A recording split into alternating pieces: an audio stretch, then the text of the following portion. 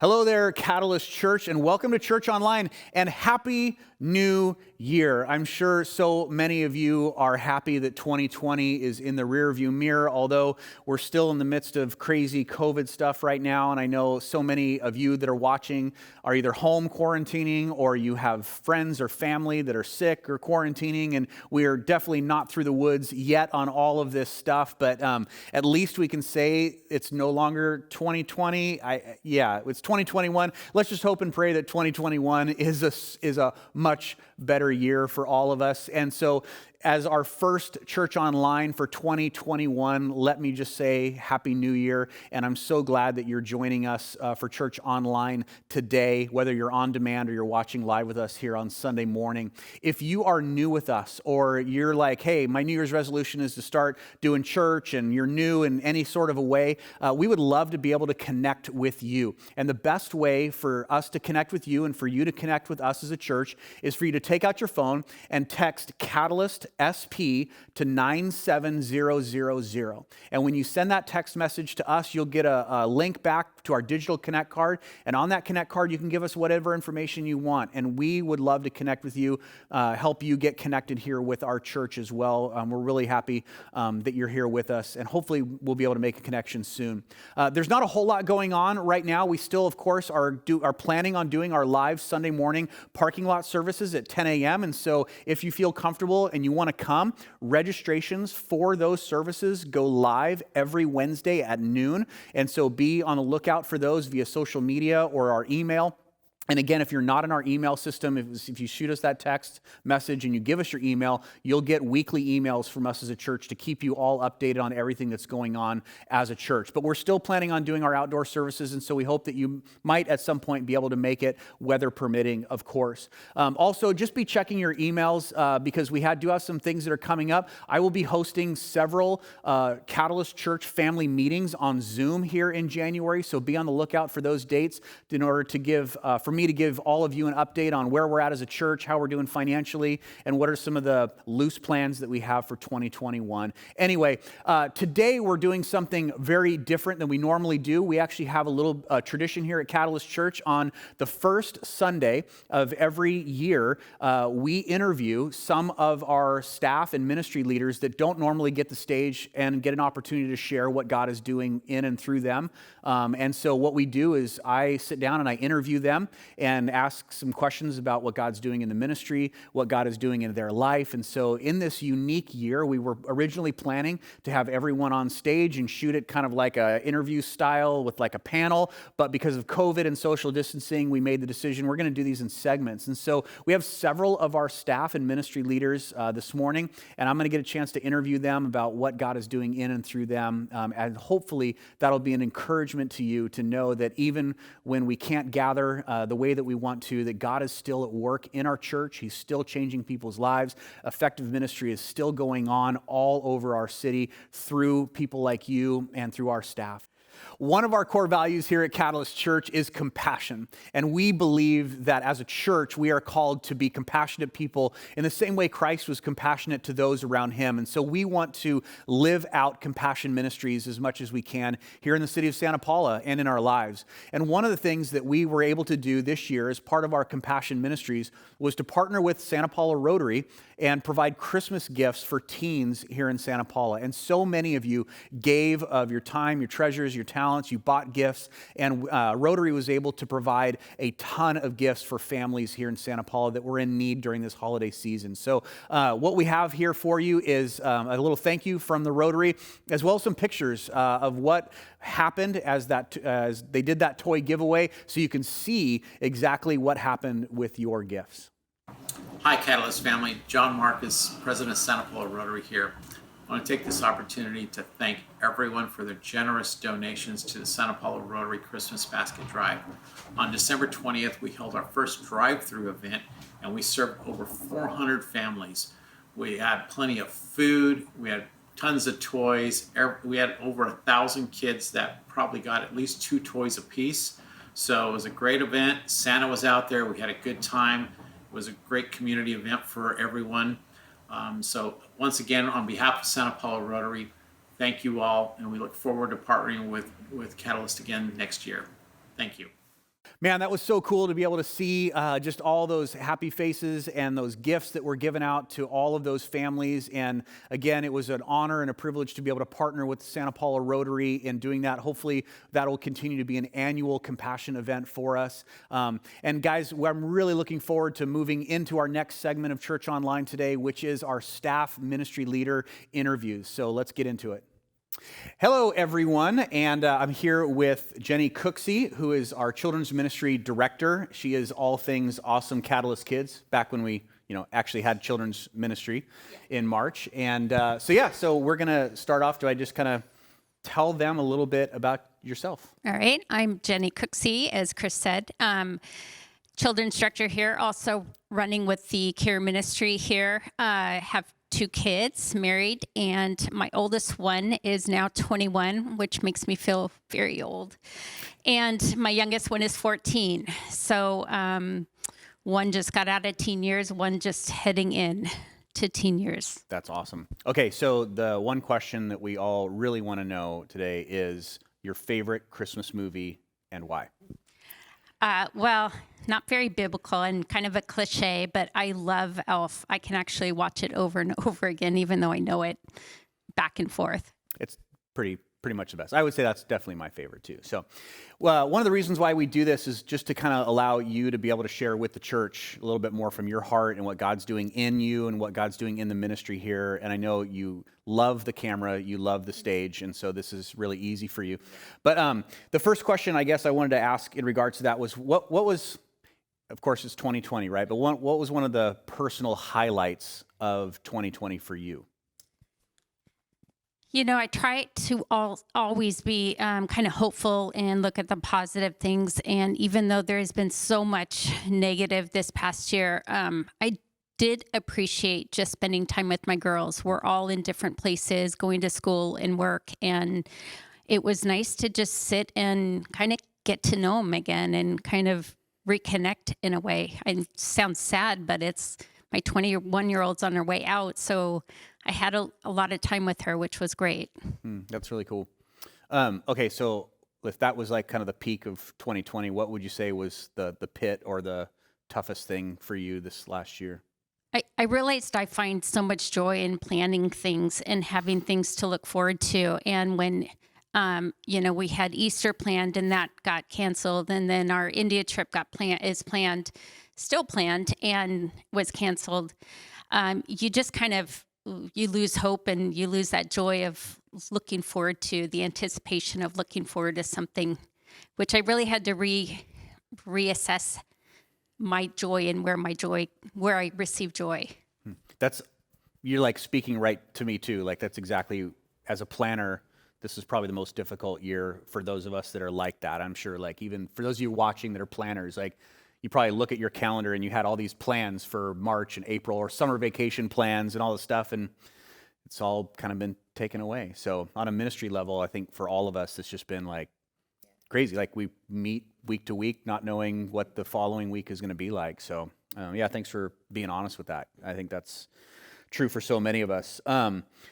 Looking back on the last year, again, this has been a weird ministry year. Your primary role here at the church has always been children's ministry, although you've been like always spearheading our missions trips and orphan advocacy around the world, which is an amazing ministry that we have too. Children's ministry has not been really around hardly at all this year. But even in the midst of that, what would you say was one of the biggest ministry highlights for you at Catalyst Church in this last year? With children's ministry basically being stopped in March and trying to do some kind of connection with kids, it has been hard to find a highlight of the year. But I have to say, through all this, we probably would never have partnered with Spirit of Santa Paula. Yeah.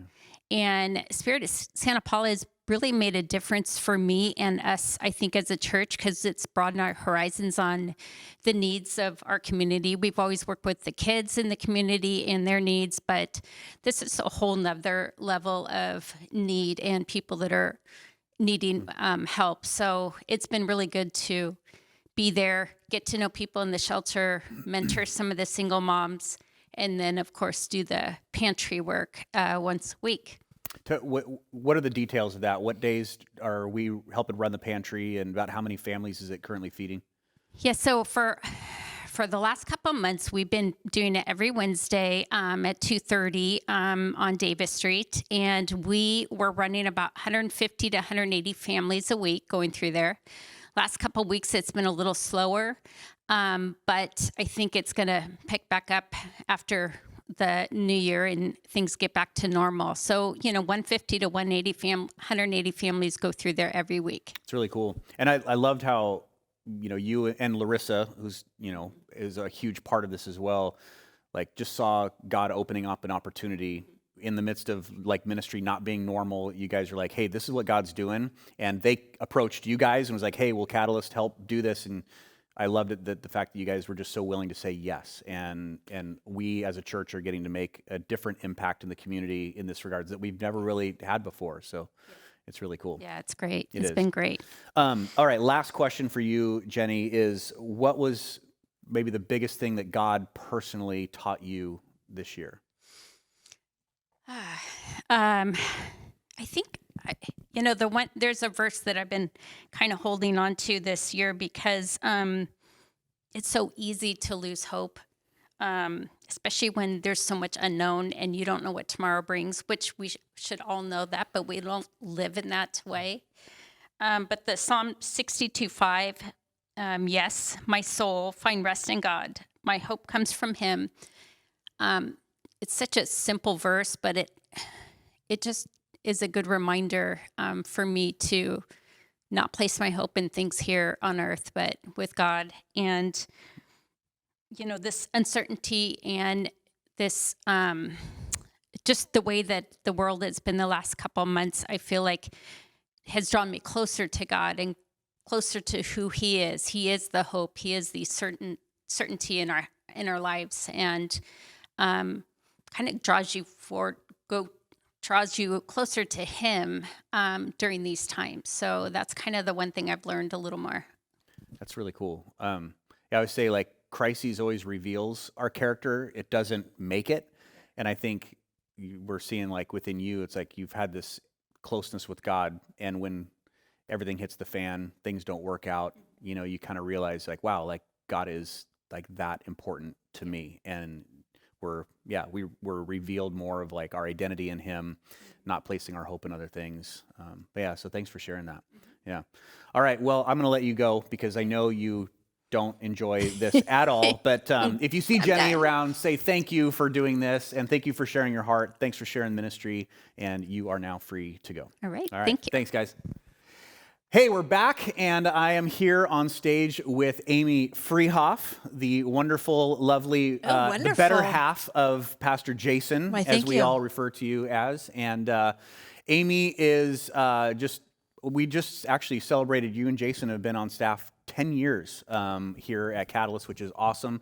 And you're also the co-director of our preschool here. And so thank you for coming and just sharing your heart with us. So anyway, tell everyone who's watching a little bit more about you and the family. All right. Like you said, my name is Amy. If I don't know you, I'm married to Jason. We have 3 kids. Hannah is 22, Clint just turned 20, and Lexi is 11. And here's a fun fact. We have 5 cats in our house right now and like 3 dogs. I don't even know. And you don't even like cats? Or no, Jason I doesn't? love cats. Jason hates cats. Yeah, but the ironic thing is they all love him. Well, yeah. I'm begging for them to come sit with me, and they choose him every single time. I think that's how cats work. They pick the ones they don't like, and then they... I know. I try to ignore him. He told me that, so I've been trying that. Gotcha. It's working a little bit. Sweet.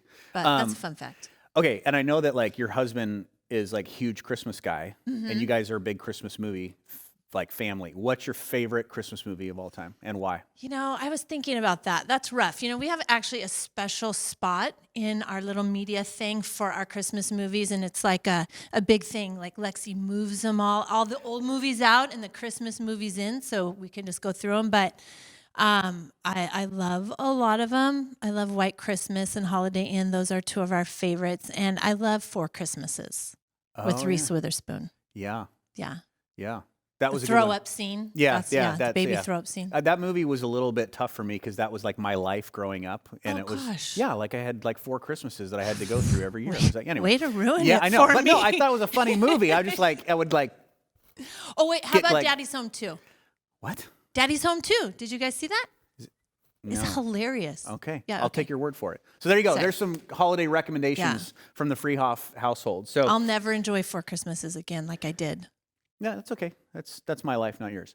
That's true. All right. So, what would you say is one of the personal highlights of 2020, despite it being the weirdest year ever? I know, right? I think like probably most everybody was family time. It actually came at an amazing time because our older 2 kids moved out. So like in the last 6 weeks, both of them have moved out. So the time leading up to that was really special.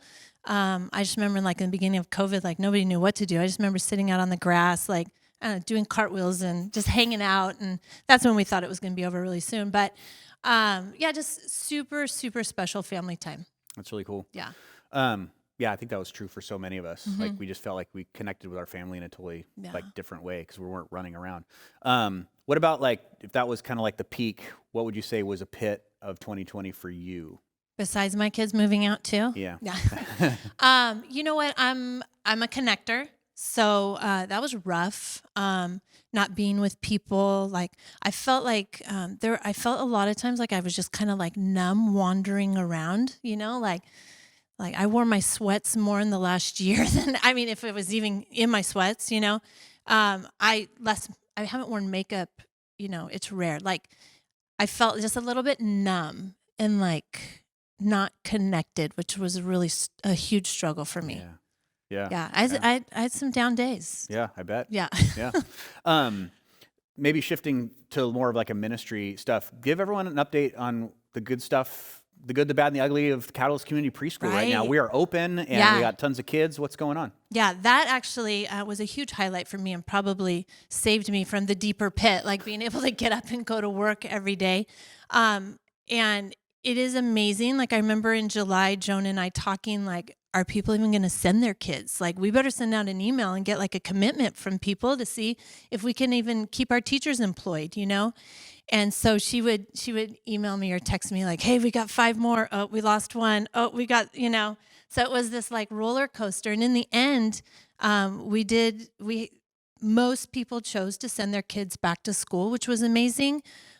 We started the year off with pretty much every class full, except for our 2-year-old class. We kept half full with 6 kids. And right before break, we hired a teacher, enrolled a bunch of kids. And I think we are just as full as we were before COVID. So super blessed, super thankful. And yeah, looking forward to it. I mean, rest of the year. Yeah, well, I think we saw Yeah. like so many of the families were just like craving to get their kids Yes. like out. And I think that's been one of the cool things. I know for you and Joan running the preschool, like it's not always just about the kids, it's about the family. And Right. it's about their parents and the investment and having that platform of the preschool to be able to like reconnect, especially with a lot of the moms and that kind of stuff. I know has been like pretty significant for them to be able to have their own time. Yeah, and for to have a sure. preschool. So, what would you say in probably preschool related? What was one of the biggest ministry wins across the board in 2020? That wasn't on the list. I didn't have time to think about that. Okay. Ministry win. A ministry win would be staying open, reopening, and giving kids a place to come where they could like just be free, right? Like be free to play and be creative and continue with their social development when so many other things going around them right now don't give them access to do that. Yeah. So these kids walk up, and first I was like, temperatures every day, that's going to be so horrible. Or we have to wear a mask, that's horrible. But realizing that stuff isn't that horrible and that the kids get used to it and they're okay with it and they just come in so excited to be there. And I feel like we're giving them that space to do that where, you know, like in the beginning, playgrounds were closed, you know, where they couldn't get that other places. So That's so cool. Yeah. Yeah, that's so cool.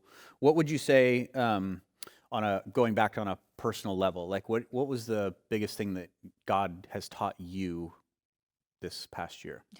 This year has been obviously interesting on so many levels, but just even personally, as our family has changed a ton, like it's quiet in our house. If it weren't for Lexi, I don't know what we would do, but I'm doing less dishes, so I appreciate that. So I think letting go, God's really taught me to let go, that that He is at work even when you don't see it or you don't think it's happening. I thought about that verse in Isaiah 43. It says, I am doing a new thing. And so for Jason and I right now, as we, our family, like just life looks different. Like he's doing a new thing, and he's doing a new thing in my adult children who are not at home anymore, and in other people's lives and in ours. So when you don't see it, he's still working, and he's still present, and he's still there. Yeah. That's such a good word. That's really cool. Thanks for sharing. Mm-hmm. Cool. Well, hey, Amy, thanks for taking the time. If you see Amy around or any of our preschool teachers, make sure to give them a high five or an air high five. Yeah. Doing a great job on Thanks. the preschool. Thanks for just being on the team and for everything you do. You're awesome. It's a pleasure. Yeah. Thank you. All right. Thanks. All right. We are here with Pastor Trevor Dasnoit, the High Reverend Bishop, Pastor Trevor. These are Dasnoit. falsified claims. Okay, yeah. If you don't know, Trevor is our youth pastor here, oversees all of our student ministries, does a fantastic job with all that. It's been a crazy year, but also coaches water polo at Santa Paula High School. And so anyway, Trev, for those that don't know you very well that might be watching, tell everyone a little bit about you and your family. Cool. Yeah, so I'm Trevor, married to Annie, the obvious better half. We have 3 kids, Micah, who's 11, Noah, who's 9, and Peyton, who's 1.48 years old. Yeah. 1.48? 1.48. I did the calculations this morning. That's pretty impressive. I made that up. But Yeah. Cool. What would you say is your favorite Christmas movie of all time, and what makes it so special for you? It's got to be The Elf, and because it's hilarious, and then at the end, I almost cry every time when they just spread Christmas cheer and they sing. It's like, Wow. yeah, You cry at the end of Elf? yeah. I don't know why I just admitted that. I usually deny that fact. I don't cry at the end of Elf or Homeward Bound, or North Shore. I Homeward don't Bound. cry during those movies ever. Wow. But Elf gets you, huh? Yeah, All right. Well, and Homeward Bound, that's pretty awesome. and many others. Yeah. Awesome. Hey, so 2020, we're kind of going back and reviewing, like, obviously a totally different year for so many of us. And obviously there were good and bad and the ugly of 2020. Trev, for you personally, what would you say was one of the highlights for you personally over this last year? So family highlight was just getting to spend extra time with the kids. Working from home was kind of cool at times, and yeah, so getting just to be Peyton's first year of life, getting to be home a little bit more was actually kind of cool. Spending a lot of time with my boys, and then they both kind of learned to surf and took it to the next level this year, to where like now I can go surfing and not feel guilty as though I'm abandoning my family. So that was pretty sweet, and yeah, so that's been a good part of That's 2020 for us. Like, that's like a common theme, like Jenny and what's her name? Amy. Like, we all talked about, like, just that special time as a family. Like, yeah, when you have that much downtime, you get to know each other in just a different way when you're not running around. So that's awesome. What about like kind of a low light for you, Trev? What was one of the hardest things that you dealt with this year? That's a hard question, but I think just like some of the division and negativity, like I probably carried that more than I should have allowed myself to, if that makes any sense. Just a bummer to see how negative we got towards each other, and I didn't anticipate that going into like a pandemic. I was thinking of 9/11 when we all came together. It's kind of like what I thought would happen, that we would get through this really difficult thing together and be mad at a virus instead of mad at each other. So it's just hard to watch friends and political parties and even churches or whatever tear apart from each other on this stuff. So I probably carried more of that than I should have, because none of it truly impacted my household or something, but it bugged me. And then in March when we had to shut down youth group, that was a pretty big bummer, because things were rolling really good. And so to suddenly go from like some of our highest numbers and some of the best stuff that was happening in years to like nope, you can't meet, was pretty tough. So I'd say, yeah, those are the main. Yeah. Yeah, that was a really surprising thing. I felt the same way too, Trev, about just the divisiveness of our time. Like things were volatile, but not that bad. And then all of a sudden it just went crazy. And people that loved each other deeply, all of a sudden now were enemies of each other or could not get along anymore, couldn't have like reasonable conversations. It was tough. Yeah. Really tough. And I guess now looking back with like hindsight, you can kind of see, the different, I don't know. Now you can see it coming and how it all happened, but like, it surprised me, and it was a bummer. Yeah. What would you say in 2020, Trev, and what was one of the biggest like ministry wins within Impact? I know it was weird, but what was the big win? So 2020 was like a super weird year for us because for whatever reason, that class was like the biggest class that we've had by a ton. I think we graduated something like 30 seniors, and that's with a youth group that like at its biggest was 70. So we basically graduated more than half our youth group this year. And so trying to say goodbye to them in the middle of a pandemic was really weird, but like we got to do that. We did a baccalaureate service online and then had like a drive-through celebration. And that was probably one of the peaks. And then just trying to help students process like, going through a pandemic was kind of unique. And it's one of these years that actually like we'll never forget. Like we're not going to forget ever being on Zoom together, when the world had to just shut down or, so I think that some of those things, were some of the peaks, with ministry. And then, we finally finished. We've been working on a youth room for a while, and we finally finished or have almost finished the youth room. Not that we can go in there because of the pandemic now, but as a youth ministry, we've never had like a space. So we've gone from like the preschool area to the grass to the parking lot in here in the worship center. Now we're back outside, and so when things open up and we get to go into a youth room, it'll be our first time having a space of our own as a youth ministry. So that's going to be pretty sweet. Yeah, so. That is cool. I'm looking forward to that space. Yeah. And if for those of you that call Catalyst your home, you'll see more information about that in the coming weeks. It's going to be a great space, not only for the youth ministry, but just for us as a church to have another kind of a larger gathering area. And I think, like you said, our youth ministry has been nomadic, and you've always had to adjust because we didn't have a space, and now we're making space for Impact, which is going to be awesome. Cool. It's going to be very, very cool. Yeah. And maybe we might even let you pick out the paint color. I could care less about the paint color. Your interior decorating skills can be put to use. Do you know me? Maybe Annie. Maybe. Hey, last question, Travis. This is probably maybe the most important question is what would you say is the big thing that God has taught you personally in 2020? So at the beginning of the year, I did like a word of the year thing for the first time this year, and I chose the word trust, and I wanted to just trust God more. And throughout the course of the year and going through this pandemic, I just realized more and more that I had my trust in a lot of other things, whether it was work or health or our country and all kinds of stuff. And each of those things were kind of like stripped away this year. And as things like bothered me more than they should have, I realized like, I was putting too much of my trust into those other things that I was a part of.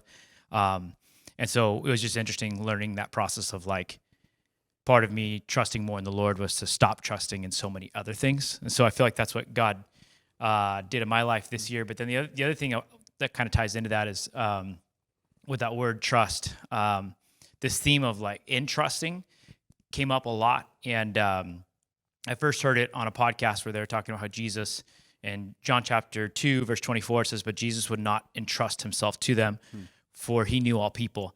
And that Jesus wouldn't entrust himself to the people, that there was a level that he would only entrust himself to the Heavenly Father. And then in 1 Peter chapter 2, we did an in-depth study of 1 Peter just because of the book with a lot of suffering. So we went through that with the youth group in the summer and fall. And there's a verse in there in chapter 2 where it says, when they hurled their insults at him, speaking of Jesus, he did not retaliate when he suffered. He made no threats. Instead, he entrusted himself to him who judges justly. And so with Jesus, he refused to entrust himself to other people or to the world, but he would only entrust himself to the Heavenly Father. And so just that idea of entrusting and learning to only entrust ourselves to our Heavenly Father. And then even kind of a spin off of that is that we've been now entrusted with the gospel. And so anyway, so it's kind of all been around trust. And for me, I was entrusting myself to too many other things. And that probably made 2020 more painful than it needed to be for me.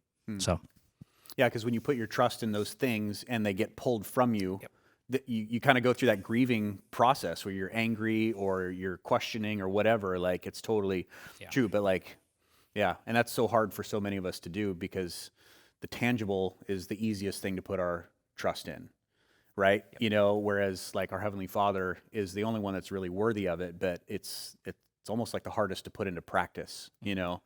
So that's really cool. Yeah. Thanks for sharing, man. Yeah. Thanks for coming in and doing this. I know it's weird times and we're like, you know, normally I'd have my arm around you and we'd be like, We would've had the love seat. we'd like broing it out. Yeah. But nevertheless, thanks for doing this and thanks for sharing with the church, Trev. I hope you guys were encouraged by what God's doing in our youth ministry, in the Dazzle family, and in Trev's heart. We love you, love your family, and thanks for doing all you do. love you too. Yeah. Thanks.